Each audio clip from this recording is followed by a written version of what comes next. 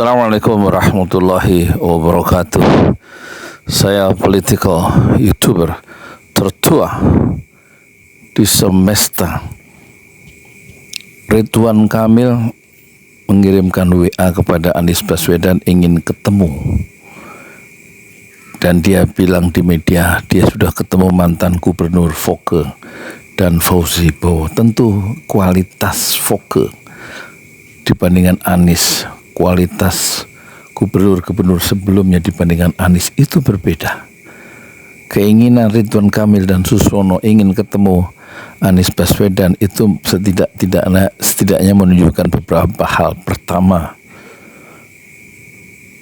Ridwan Kamil betul-betul memperhitungkan dengan sangat signifikan soal kualitas Anies Baswedan, meskipun tidak maju, tapi dia sebuah energi, sebuah kekuatan yang jangan sampai salah hitung, karena di belakang Anies adalah anak abah yang sangat militan.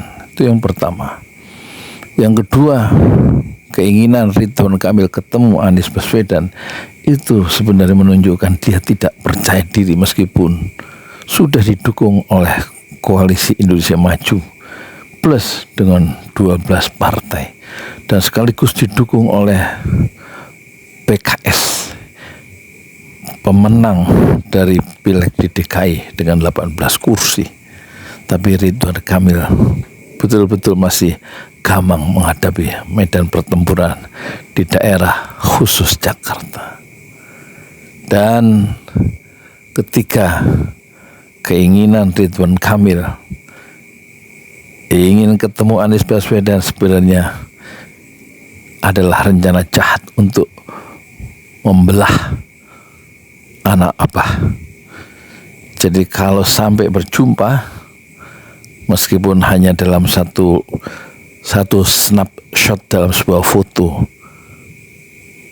yang kemudian beredar ke dunia, foto Ridwan Kamil bertemu dengan Anies Baswedan, itu cukup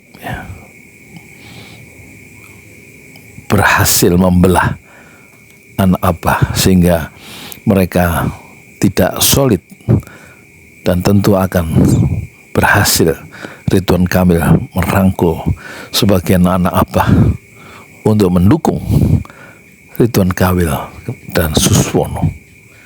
Dan ini adalah suatu kerugian secara jangka pendek maupun jangka panjang, terbelahnya anak abah. Anak abah yang saya maksud adalah sebuah frasa atau anak abah adalah suatu istilah yang menunjuk kepada simpatisan, relawan, pendukung Anies Baswedan yang secara perlahan-lahan menjadi menggumpal setelah Anies Baswedan dicampakkan oleh PKS seperti kucing kurap hanya demi mengejar dunia, sehingga PKS meninggalkan Anies Baswedan.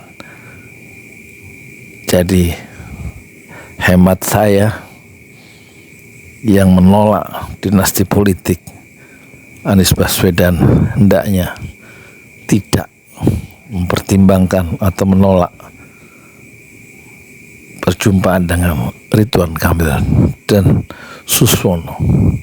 Cukup dia berjumpa dan menitipkan pesan-pesannya mungkin ke Pramono Anung atau Rano Karno dan kontrak politik yang jelas yang bertumpu untuk menegakkan keadilan, kesetaraan, dan juga memperjuangkan kaum miskin kota atau berpihak kepada kaum lemah di daerah khusus Jakarta. Sementara narasi-narasi yang kita cermati dari Ridwan Kamil sejak dia jadi gubernur, nilai-nilai keadilan itu tidak begitu kuat keluar dari celah-celah bibir Ridwan Kamil. Dan dia dalam sebuah wawancara di Bocor Alus yang dipromosikan dengan begitu leluasa oleh Bocor Alus Tempo.co itu sudah jelas ya bahwa dia akan membela oligarki dengan membangun Great Sea Wall, dan juga tentu akan meneruskan proyek-proyek yang menguntungkan oligarki yang semuanya akan didukung oleh dana yang seolah-olah tidak ada habisnya dari Prabowo. Jadi orientasi pembangunan, orientasi nilai di dalam diri Ridwan Kamil adalah begitu lemah, kecuali dia ingin meninggalkan bangunan-bangunan raksasa sebagai seorang insinyur, tetapi dia tidak mewariskan nilai-nilai keadilan bagi orang-orang lemah, orang-orang yang dilemahkan secara struktural di daerah khusus Jakarta. Sebaiknya proposal mini saya dari seorang tukang bubur ayam seperti saya, lebih baik Anies Baswedan menolak berjumpa dengan Ridwan Kamil dan Suswono.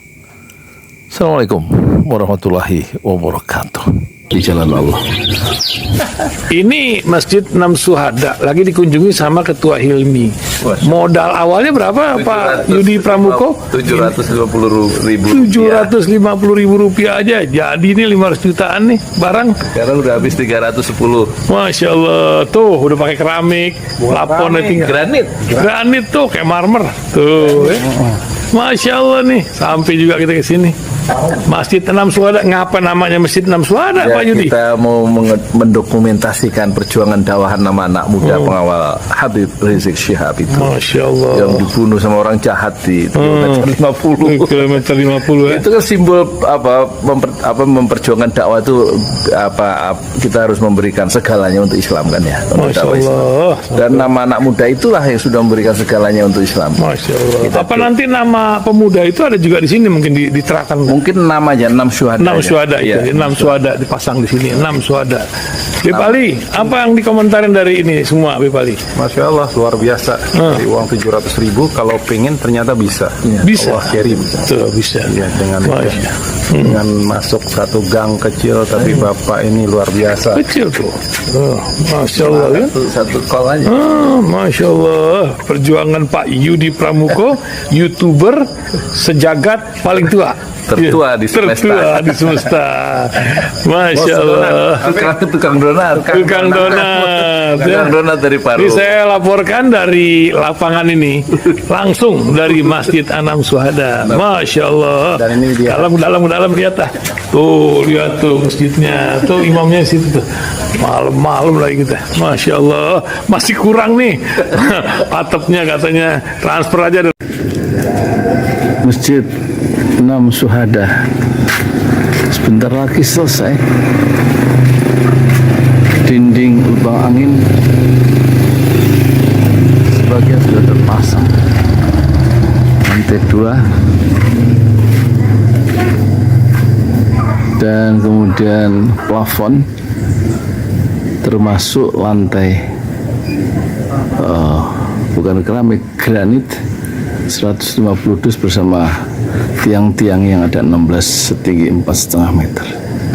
Kemudian finishing terakhir adalah tangga menjebol atap ya, lantai pertama untuk masuk ke lantai 2. Inilah Masjid Enam Syuhada. 2,5 tahun lalu dimulai pada 2 Agustus hari Senin 2021. Tinggal sedikit lagi insya Allah, dan lantainya dari keramik, bukan keramik, granit sudah diresmikan lantai pertama.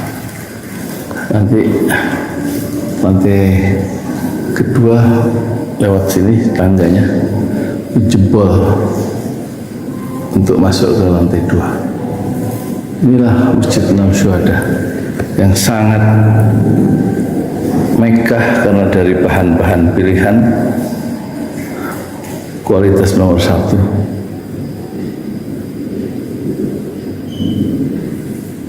Tinggal sekitar 80 juta lagi finishing lantai atas selesai, insya Allah.